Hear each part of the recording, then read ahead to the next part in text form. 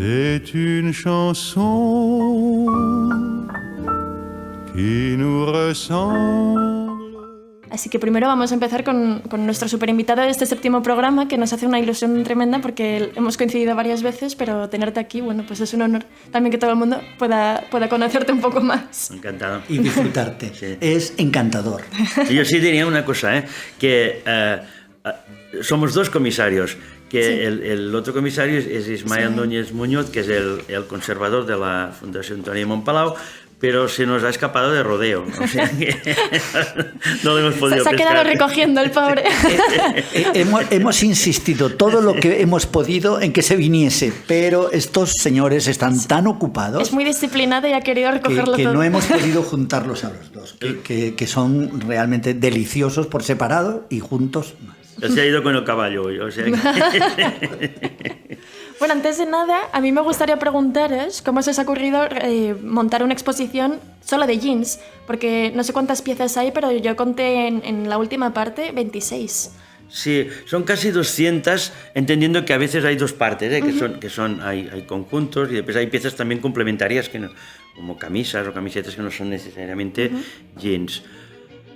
Pero la idea de jeans se nos ocurrió, claro, primero de todo, dentro de las diferentes donaciones, que son cientos de donaciones, miles de donaciones, en la fundación, igual ya me lo preguntaréis después, pero tenemos 18.000 vestidos. Pero vamos a quién eres tú y de dónde sales. ¿Quién soy yo? Bueno, pues yo soy Josep Casa Martínez Passols, ya lo habéis dicho antes, y yo sí que soy comisario de exposiciones de arte, hice una exposición hace muchos años aquí en Madrid en el Reina Sofía de Josep de Togores, después hice también una de Ángeles Santos en la residencia de estudiantes, que había hecho la otra más grande de Ángeles Santos precedente, pero digamos era la itinerancia, en el Museo Patio Herreriano, en la Fundación Mafre he hecho muchas, digamos, hice Amazonas de Arte Nuevo, que ahora que la Thyssen hacía lo de las mujeres artistas, pues ya con Pablo Jiménez, que era el director de la Fundación Mafre, hicimos una que era Amazonas del Arte Nuevo y era explicar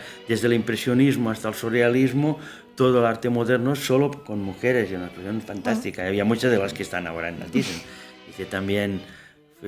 Bueno, la de Gaultier, ¿eh? La de Gaultier no era mía. Pero de las piezas, ¿no? Lo que sí es que Pablo Jiménez, como... hacíamos muchas exposiciones juntos, íbamos mucho a París, nos veíamos mucho, yo monté 4 o 5 en la primera década de los 2000 en Mafre, Madrid, digamos, Recoletos sobre todo, no Recoletos, en Azca, digamos.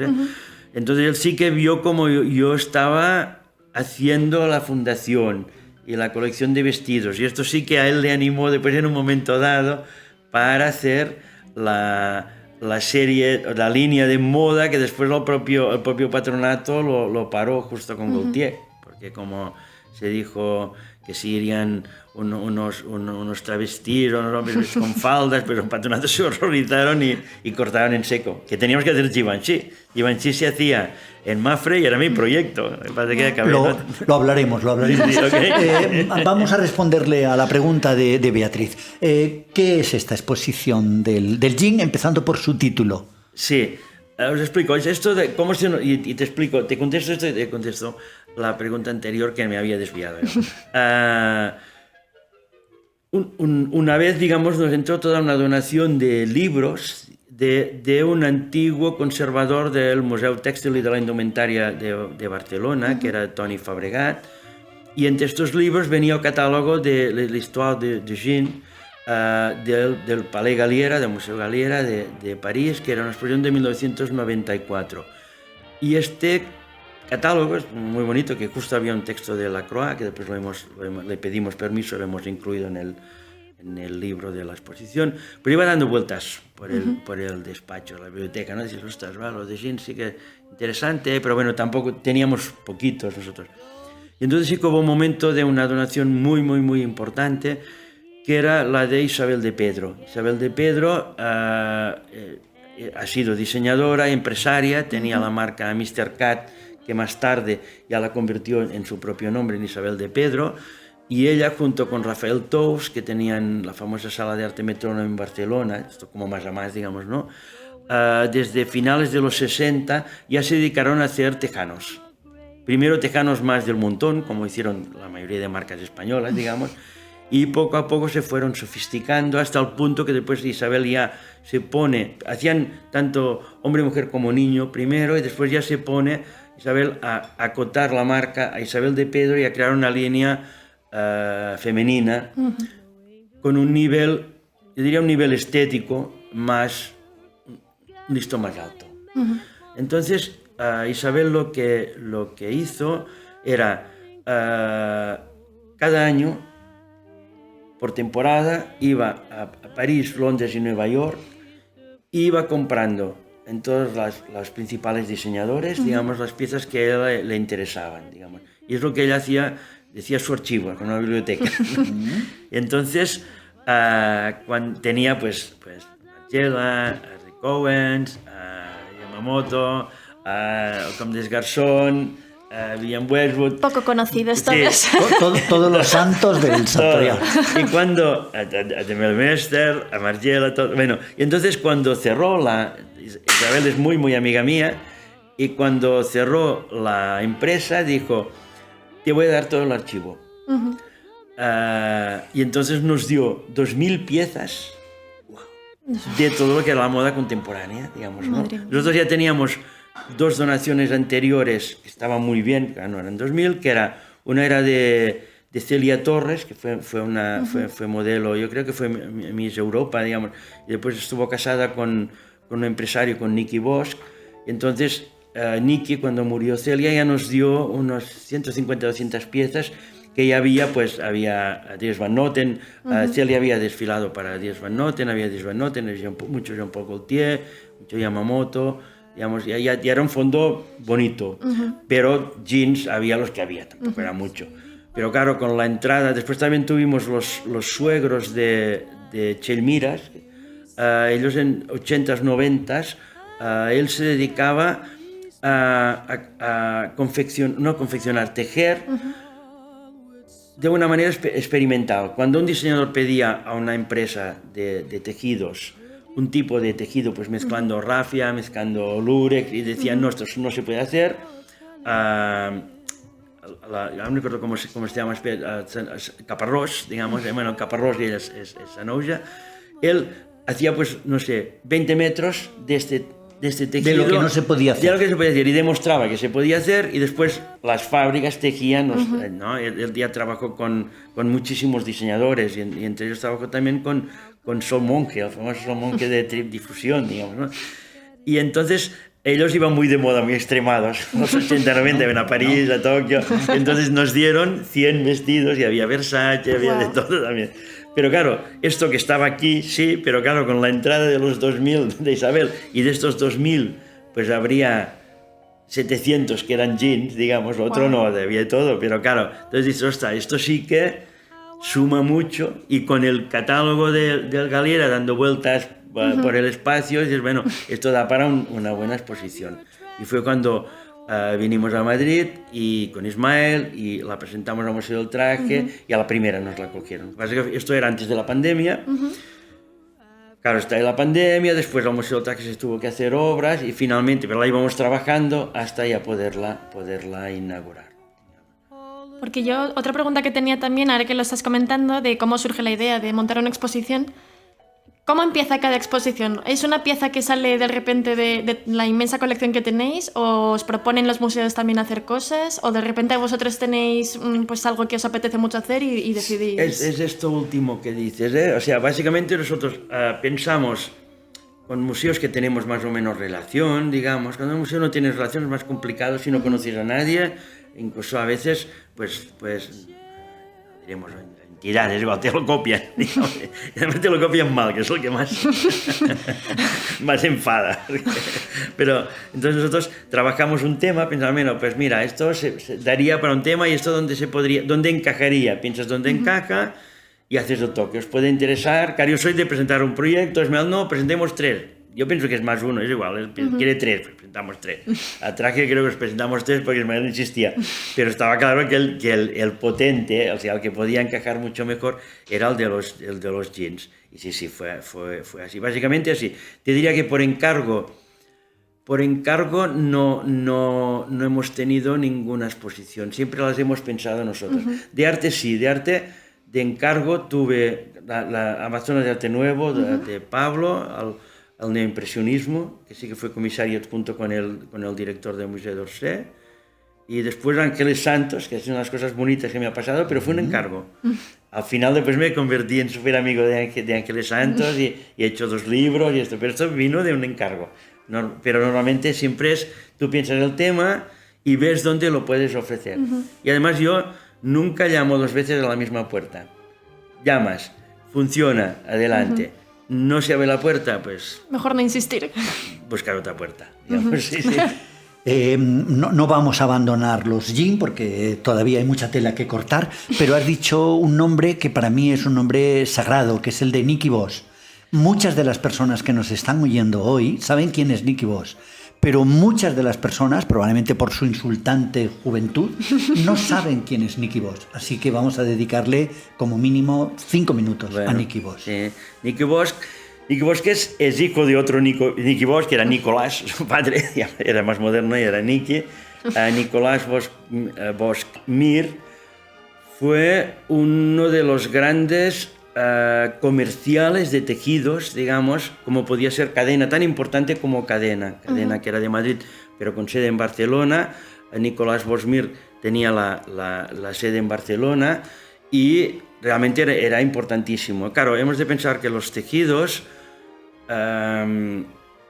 muchas veces no se compraban directamente a las fábricas. Se compraban a las fábricas si eras Corte Fiel, el Corte Inglés, pero normalmente se compraban en comerciales de tejidos. Digamos, comerciales compraban a las fábricas piezas, digamos, y después podías pedir exclusivas, digamos, pero básicamente era un sistema de difusión muy importante. La tienda, como ahora es Ribas y Casals, pero antes había muchísimas, y había bueno, tan grandes como Ribas y Casals, ¿no? Entonces, Nicky nació entre telas, digamos, ¿no? Nació entre telas. Sus padres ya montaron una boutique también que se llamaba Choses en Paseo de Gracia. Primero tenían de diseñadora la oficial de la innovación, que la innovación fue una marca mítica de los años 20, 30 y 40, y que estaba donde está ahora Corte Fiel en Barcelona, vino de Porta d'Àngel, y después incluso trabajó con ellos Marisol Bofill, que también es otro nombre olvidado, digamos, pero también fue diseñadora de Choses, ¿no? Y entonces Nicky, trabajando en la comercial, después ya se fue dedicando a conectar con todos los diseñadores, bueno, ya no está vivo, íntimo de Marit y François Girbeau, intimísimo, íntimo de Miyake, digamos, de Yamamoto, de Dries, Van Noten. Porque él al final, de tanto saber de vender tejidos, terminó siendo diseñador, lo que se podía considerar un diseñador textil. Diseñador textil, y llegó a tener su propia fábrica. O sea, cuando hablamos de Bosch, toda la parte de Bosch comercial y después ya una parte al final de Bosch ya fabricante de tejidos, incluso un súper amigo suyo y muy amigo mío, que es Josep María García Planas. Y nuestro. El otro día, en Pico de Oro, lo tenéis aquí. Otro señor encantador. Sí, os arrasará, os comerá toda la cámara. Pues él me decía, no, es que el gran crecimiento de Zara, digamos, de pasar a ser una empresa incipiente, digamos, el gran salto es gracias a Nicky Bosch, digamos, que era íntimo de com es diu,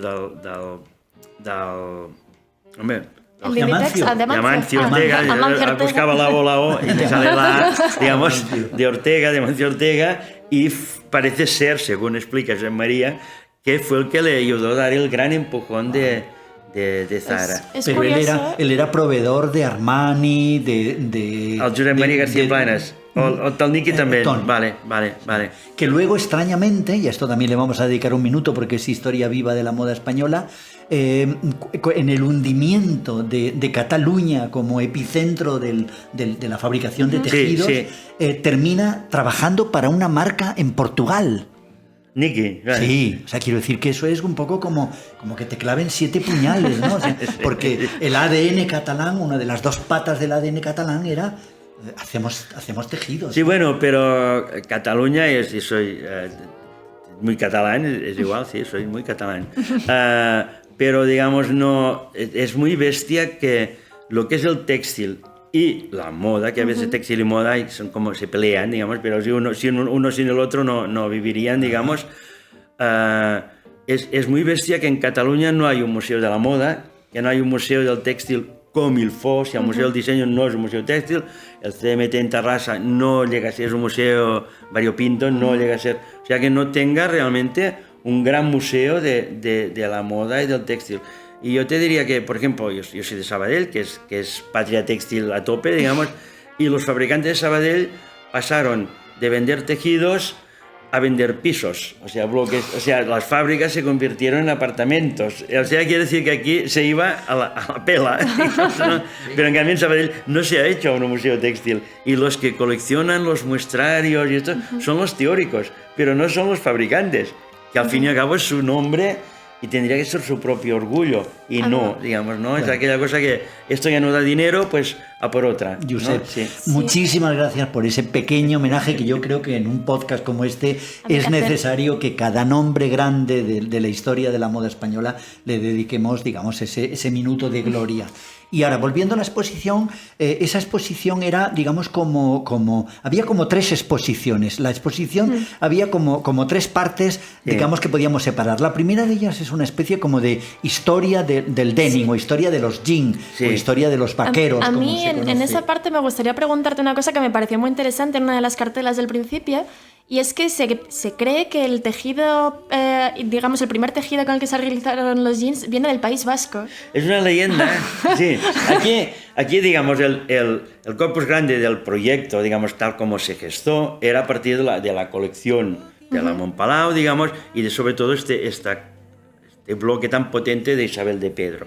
Pero claro, a la que planteas una exposición sí que podías acotar el jean de pasarela, punto, también era bonito, pero dices, ostras... Incluso el jean de autor. Sí, pero claro, dices, aquí en el Estado español se había hecho una exposición, justo Rosa María Martín, que era directora, cuando era directora del Museo Textil de la Indumentaria, ella hizo una exposición, pero no era suya. O sea, antes de la gran exposición del Galiera, hubo otra en 1980, que era... 80, pues la otra es del 84, que era el Blue Popolare. Era una exposición que se montó desde Nimes y Génova, se hizo en Génova y en Nimes, y después se ofreció a Barcelona y se hizo en Barcelona. Con lo cual, la primera exposición hecha en el Estado español de en toda la historia fue esta exposición itinerante que venía del Blue Popolare. Que no hubo catálogo en esta.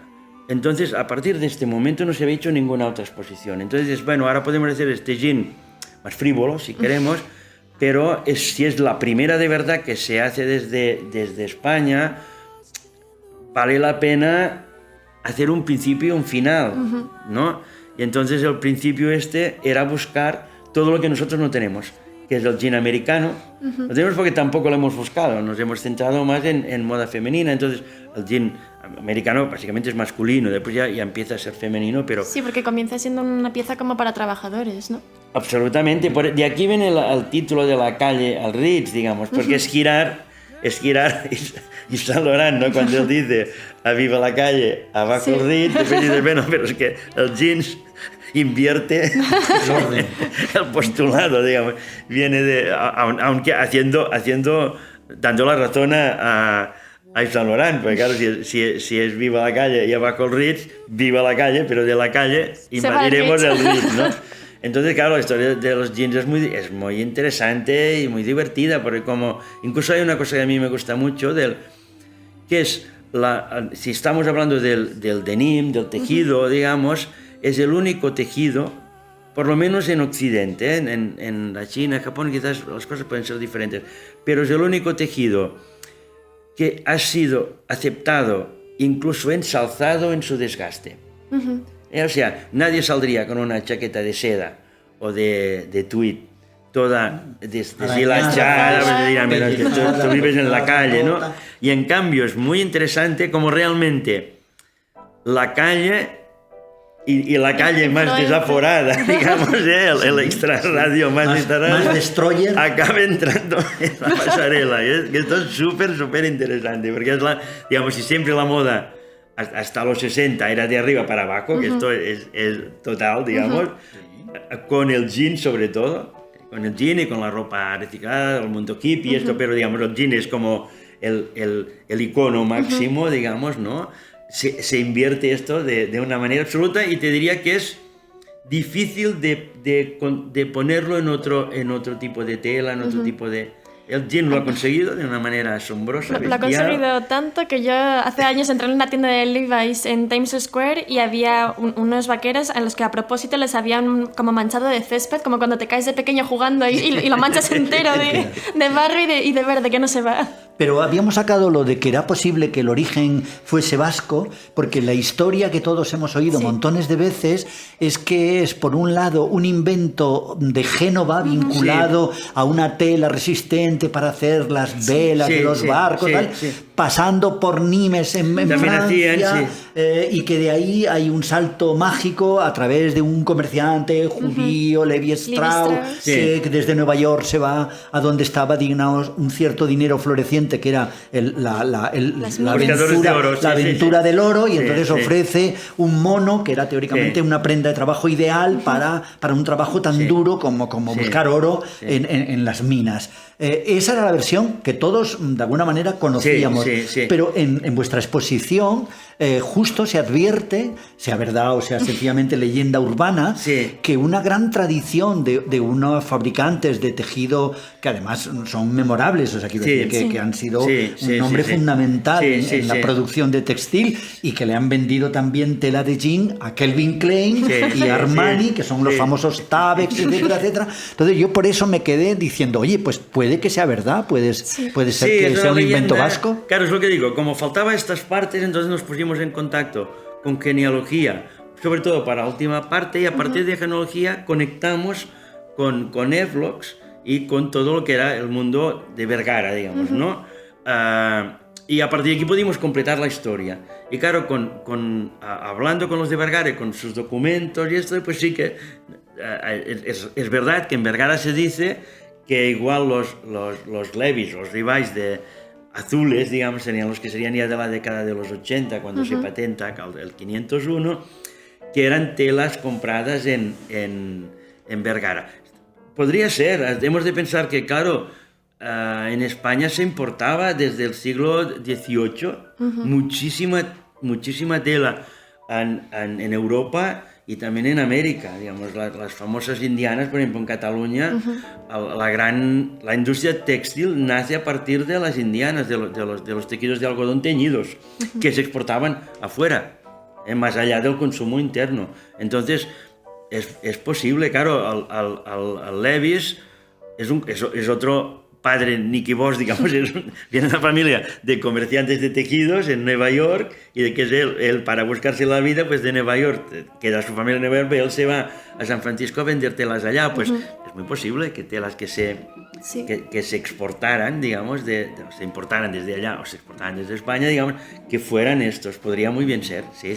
Y después de ese primer pasillo en el que estaba de alguna manera contado de dónde venimos, hablando de jean, que además había algunas alusiones a la cultura contemporánea en esos momentos, años 40, años 50, años 60, de la cultura norteamericana, tanto, digamos, de la alta cultura como de la cultura más popular, anuncios, fragmentos de películas. Vaqueros de marcas míticas como Lee, Dickies, Dockers, había muchísimos también. Sí, es que, a ver, sí que el jean... Claro, aquí nosotros pensamos jean, antes hablabas de genealogía, o genealogía, claro, genealogía viene de jean. Claro. Hay la confusión. ¿Cómo se pronuncia, no? Claro, jean, que es otro jean americano, claro, no, resulta que jean es ginebra. Ay, ginebra, perdona. Genova en francés, gen, ¿no? Gen. Y el denim es sarca de nims, digamos, ¿no? Entonces sí que es algo muy europeo, que va a los Estados Unidos. Y después, ¿cómo esto retorna aquí? Pues retorna a partir de, básicamente, de la posguerra, digamos, de la Segunda Guerra Mundial, cuando Norteamérica, también decimos América, y es Norteamérica, y los Estados Unidos, más que Norteamérica, digamos, significan la modernidad, significan un cambio de mente, o sea, el American way of life. Es muy importante que después ya en una época más moderna los americanos se verán como los yanquis, capitalistas, los malos de la película. Los malos de la película. Pero después de la Segunda Guerra Mundial son los buenos. Y hasta los 60, te diría, en todos los 60, lo americano es el símbolo de la modernidad. Yo me acuerdo el año 80, 81, yo fui a San Francisco, que en aquel momento tampoco iba tanta gente. Después de pronto todo el mundo iba, pero en aquel momento... Y entonces, claro, yo alucinaba con unas puertas más anchas, estos pomos, estos mangos de la puerta que es un pomo, digamos, había toda una cosa. Los pakistaníes, digamos, que aquí era... Y claro, yo veía tiendas abiertas de noche, la luz aquella, incluso hacía dibujos, yo hacía una tienda a las 12 de la noche, podías comprar un helado en cualquier momento del año. ¿Del día? Y del año. Digamos, que aquí no, aquí olvídate, cuando se terminaba el verano, no había helado. Entonces, con un tiempo ha cambiado todo. Pero aún, yo te diría, al principio de los 80, era la modernidad de Estados Unidos. Era un cambio muy grande. También durante estaba la guerra se fue el arte. La influencia del cine americano. El cine americano Claro, es claro. ¿No? Con los grandes protagonistas, con ese James Dean, que no sé si él solito vendió 50 millones de jeans o 100 millones. Pero o es que ya John Wayne ya en la diligencia los llevaba. Sí. Y Henry Fonda y George Cukor también. Gary Cooper. Gary Cooper y el otro, Marlon Brando. Gary Grant. al guaperas que se engordó tanto. Marlon Brando. Ah, Marlon Brando. No, bueno, este también, claro, no. Paul Newman. No, Robert Mitchum. Robert. Y Marilyn Monroe. Marilyn Monroe También, claro. es el gran icono, digamos, El jean femenino. de los jeans, de una manera increíble y de alguna manera de un cambio radical de vestir en la mujer, digamos. Bueno, y también Liz Taylor. Sí, pero Marilyn Monroe en su vida cotidiana ya llevaba jeans, aparte de en películas. Y entonces, claro, cuando nacen los jeans femeninos, digamos, en los 30, cuando se pone de moda de alguna manera el Catherine Hepburn y esta sport, gente. o sea, los 30 también es en una época, los 30 pasan demasiadas cosas, para mal también, digamos, pero claro, es un momento que al mundo del sport es muy importante y el mundo físico, digamos, ¿no? Y es cuando ya todos los de alta costura empiezan a hacer líneas de sport ya claramente, aunque Chanel ya había empezado antes. Y entonces, claro, es cuando Levi's ya saca una línea femenina de tejanos, pero eran para estar en la jardinería, para ir a hacer una barbacoa, digamos, no era para más. Y en cambio sí que la Marilyn Monroe se los pone para todo llevar.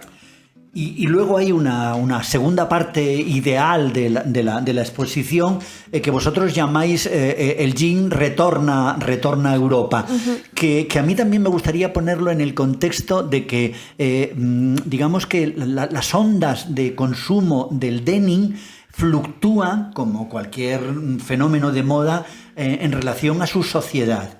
Y justo en un momento en el que este jean, que era Sota, Caballo y Rey, quiero decir, de 5 marcas absolutamente consolidadas, como era Camel, Chesterfield y Winston y Marlboro en el tabaco, ¿no? Porque además también está muy vinculado, porque las últimas imágenes para vender vaqueros son señores montados a caballo que dan caladas antes de empezar la película, lo cual eso se te fija para siempre en el inconsciente.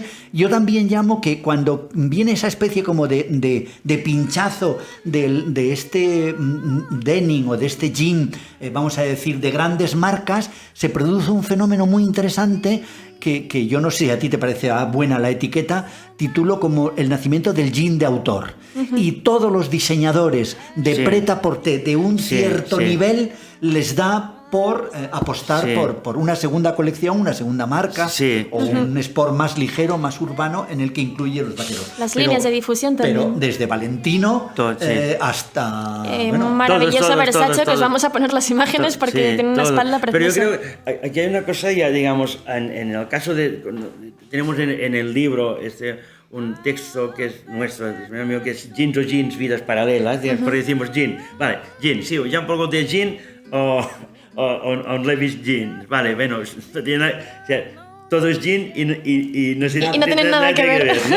Entonces, claro, en esta trasvase, digamos, de lo que es el vaquero de diario, digamos, ¿no? De trabajo de diario, de sport, digamos, a la moda, aunque después la moda la integre también digamos, Aquí, por ejemplo, ya hay una diseñadora americana fantástica que es Claire McCardell, sí. que ya en los primeros 40 ella empezó a hacer vestidos. Que aquí ya es una revolución, porque digamos... Era la moda de sport total, Claire McCarthy. Sí, pero ya te hace un vestido de desfile hecho con tejano, digamos, con tela tejana, digamos, ¿no? Que antes era pues, la ropa de trabajo. Claro. Podías llevar más o menos, pero ropa de trabajo. Ella ya hace esto. Esto ya sale en vogue, digamos. Poco después ya en París desfilan, ya con final de la guerra, ya en pasarela, digamos, jeans, digamos, ¿no? Después pasará en los 60 esta revolución súper interesante, que es lo que digo desde abajo arriba, que es cuando los usuarios de jeans no pijos, porque aún no eran pijos en aquel momento, digamos, empiezan... Era todavía rebelde, era una prenda todavía rebelde. Una prenda que dura como gente que no tiene dinero o quiere estar al margen del dinero, digamos, reutiliza la pieza, le gusta el desgaste, la manipula. Entonces esto hará... No hay que lavarlos ni plancharlos. Total, y esto incluso hará tambalear a Levi's, porque después, claro, ella va haciendo el exacto. Aquí se empiezan a copiar los estándares, pero después esta otra sociedad marginal, digamos, marginal porque le da la gana, o porque lo es, es igual, porque se ha encontrado marginal. Puede ser por puro esnovismo, no todo. Tiene que ser por necesidad. Es todo, es una mezcla de todo, digamos.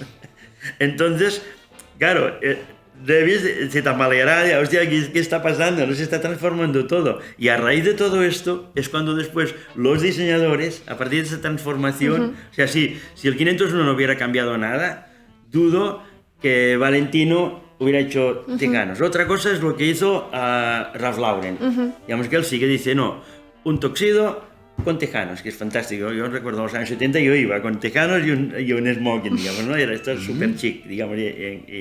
Pero digamos, el hecho de esta transformación... Una idea que creíamos que era de Andy Warhol y no. Resulta que Andy Warhol se la copió a Ralph Lauren. Y a Josep Casamartina. Yo creo que el 71 yo ya lo hacía. No, 71 no. 71... 73, 74... Bueno, también es verdad que en esa irresistible ascensión de Arthur Wee, en esa irresistible ascensión de abajo hacia arriba, yo recuerdo perfectamente que varios de los tabú que había sobre los vaqueros, como por ejemplo, no le planches nunca la raya, o no te los pongas nunca con corbata, los pijos ingleses de los 60 aparecieron con el vaquero limpio, zapatos de charol, chaqueta de terciopelo y naturalmente corbata. Total. Pero esto sí que, y después sí que es cuando se ponen las pilas, empieza Valentino, yo creo que es el primero que empieza... Sí, en el 78 creo que lanzó en Nueva York la línea Valentino Viva. Sí, es el primero, y al llevarlo a la moda, digamos, ¿no? Y después ya inmediatamente todos. Y Saint Laurent también, ¿no? ¿Cómo? Saint Laurent con Rive Gauche también. Empieza, lo incluye en un desfile del 70, lo que pasa es que no crea aquel momento no hace una línea de difusión. jean. En cambio Valentino ya crea una línea de jean. Y luego rompiendo una espada por nombres españoles, ahí está Francis Montesinos, que es el ejemplo de venir de una gran empresa que es Lois, probablemente por imitación de Levi's, obviamente, que le dan, digamos, carta blanca para que él pequeñas producciones haga, digamos, mariposas con los vaqueros de Lois. Sí, total. Y mucho más tarde pues lo hará con Lois también a Carlos Díaz, que hará maravillas. Bueno, después, ya en los 2000, digamos. Carlos ya es el nieto de aquellas guerras. De todo este periodo es inevitable que tú nos menciones todos y cada uno de los looks que hay en vuestra exposición, pero no solamente queremos saber cuáles son los que más os gustan, sino también que nos contéis de dónde vienen esos. Sí. ¿De dónde viene ese traje de chaqueta en denim de Versace? Yo tenía por la ejemplo? pregunta de cuánto porcentaje de la exposición es vuestro en propiedad y cuánto es prestado. No, bueno, el 98% es nuestro. Wow. O sea, hay la parte de los americanos que es partida, digamos, una parte es del archivo de genealogía y otra parte es de Josep María Rovira, que es un arquitecto, coleccionista de jeans y especialista de jean americano, que está a punto de sacar un libro dedicado al jean americano y que le encargamos, aparte que nos prestó las cazadoras, digamos, a las 4 cazadoras que hay, que son sobre todo una súper buscada, ya lo podemos decir porque está sin vitrina y tengo miedo que la robaron, porque la cazadora, la primera de Levi's, se tuvo que asegurar por 2 millones de pesetas, o sea, por 12.000 euros, digamos, ¿no? Que es lo que pagó Levi's por una en una subasta, porque no la tenían, digamos, desde 1940, digamos. Wow. Y ahí esta parte, digamos, esto hablamos vale, hay esta parte que no es nuestra, y la parte de genealogía, y la parte dedicada de genealogía, que es de ellos, pero todo el resto, que son como más de 150 piezas, todas son de la colección. Es increíble, o sea, los que estén viendo el programa y si no han visto la exposición, hay que decir que hay jeans de Yamamoto, de Diane von Furstenberg, hay de Versace, de Armani. Ahí hay una pieza de todos, o sea, solo falta el famoso Chanel, 4 bolsillos en denim que hizo Lagerfeld, conforme toma posesión de la casa y dice, esto va a ser Chanel. Y así como chiste, tenemos un Lacroix como estilo Chanel, digamos, y después hay un Pierre Balmain también, que es como estilo Chanel. Pero lo que me decías de Versace, esto es Isabel de Pedro. Nosotros sí que fuimos completando, a partir de todo el fondo de Isabel, claro, y tenemos muchos más, ya podríamos hacer otra exposición sin desmontar esta, de jeans, digamos. Igual no tendría la calidad, porque tendrías que mezclar más, pero todo el fondo de Isabel, y después con lo que teníamos algunas cosas de Celia Torres, de Nicky Bosch, y algunas cosas de los Caparrós, digamos, pero después nosotros fuimos completando. ¿Y la colección tan grande que tenéis de Christian Lacroix de jeans, de dónde viene? ¿Vino toda junta o...? No, esto con Ismael llevamos años y años y años pues buscando piezas, comprando piezas que sean asequibles, digamos, porque normalmente lo compramos nosotros y lo regalamos a la fundación, digamos. Porque vosotros, ¿hace cuánto habéis empezado? Para los que no os conozcan. La colección empieza en 2004, que ahora haremos 20 años, pero nace en principio como para recopilar solo tejido Art Nouveau y Art Déco, no más. O sea, no teníais prendas, solo tejidos. No está centrada en las prendas. Lo que pasa que al cabo de un poco tiempo, de un año así, ya nos vino un pijama de día de lujo, digamos, para ir en crucero en un viaje de novios de los años 30, de una amiga común de la presidenta, que es Ana María Casanovas, y mía, digamos, y nos rodeó, y claro, dijimos, bueno, vale, sí, es Art Déco, sí, pero acá no lo vamos a desmontar para guardar tejido. Entonces se quedó allí, que sí, pieza, no sé qué. Después un día hablando con la hija de Josep de Togores, presentábamos un libro, y ella me dijo, ay, tengo un retrato de papá, que cuando yo lo doy al museo o cuando me muera lo van a dar al rastro, ¿no? Los Encantes, digamos, en Barcelona. Y yo que, hombre, era un retrato banal de estos de los años 50. Sí, convencional. Sí, elegante, digamos. Yo dije, bueno, lo que está bien es el vestido, ¿no? Y dije, el vestido no lo tengo. Y digo, ostras, si quieres ven a casa y tengo muchos vestidos y te los enseñaré. Y sí, voy a su casa un día, me abre un armario enorme de espejos, pero enorme, va abriendo y va sacando vestidos de los 40, los 50, desde su puesta de largo hasta los 70. Y me dijo, bueno, si los quieres te los doy. Pero apareció una hija, casi las hijas son muy peligrosas, las hijas y nietas son el terror para mí. Entonces, para los coleccionistas. No. Y entonces fue una secuencia bastante buena, digamos, porque había unos que ellas le importaban un bledo y ya los iba poniendo yo en una bolsa. Y después cuando había algunos que le gustaban, se los llevaba, se iba al cuarto de baño, si le iban bien, Se los quedaba, se los quedaba, y si no, y si se no los le daba. iban bien, me venían a mí. Y claro, era bastante bueno, claro, vinieron. Hombre, se quedó una Asunción vestida bestial, muy bonito, muy asimétrico. Pero bueno, que terminará siendo vuestro. Ya no lo sé, ha pasado muchos años ya. Pero muchos de bueno, claro, venían, yo encantada, pensaba, este no te irá bien, venga, va. Y entonces salí con 30 vestidos, Wow. pero a mí, por ejemplo, los vestidos, los 40, es que bueno, esto es post-deco, vale, 50 se me parecían exagerados, 60 me parecían feos y 70 horrorosos. La cosa quedó así. Pero claro, al hacer la ficha con Ana María, decimos, bueno, claro, no lo podemos poner encima de la mesa, medirlo como un tejido. Entonces, ¿por qué no compramos unos maniquíes y ponemos a ver qué pasa?